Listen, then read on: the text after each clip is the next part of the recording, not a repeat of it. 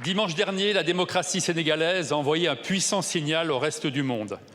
Au nom de tous les démocrates de France, je félicite très chaleureusement le nouveau et plus jeune président du Sénégal, M. Bassirou Diomaye Faye, pour sa brillante élection, et ce, dès le premier tour.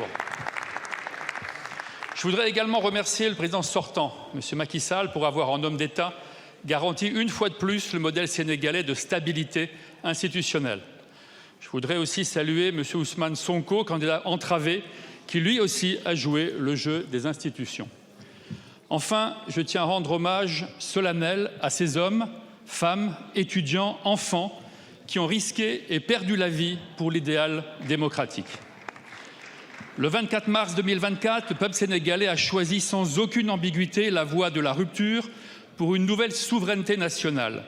L'appel du nouveau président à ses partenaires étrangers est une coopération vertueuse, respectueuse et mutuellement productive. Cet appel est très clair.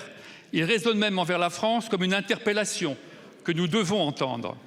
C'est le sens du rapport que j'ai présenté avec ma collègue Michèle Tabarot à l'hiver dernier à l'Assemblée nationale, dans lequel l'écrasante majorité des personnes auditionnées demandaient à la France de changer de logiciel. En effet, malgré de fortes évolutions engagées par le président de la République, la France n'a pas encore su s'adapter aux nouvelles situations en Afrique francophone et particulièrement au Sahel. Monsieur le ministre, il ne faut pas tarder.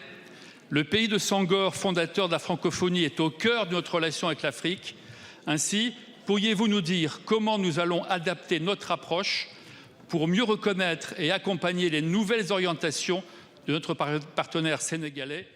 Monsieur le ministre, pour ma part, j'ai confiance dans un avenir commun. Gnofar, on est ensemble, comme on dit au Sénégal. Je vous remercie. La parole est à Monsieur Franck Riester, ministre délégué chargé du commerce extérieur, de l'attractivité de la francophonie et des Français de l'étranger. Merci Madame la Présidente, Mesdames et Messieurs les députés, Monsieur le député Bruno Fuchs, merci pour votre question.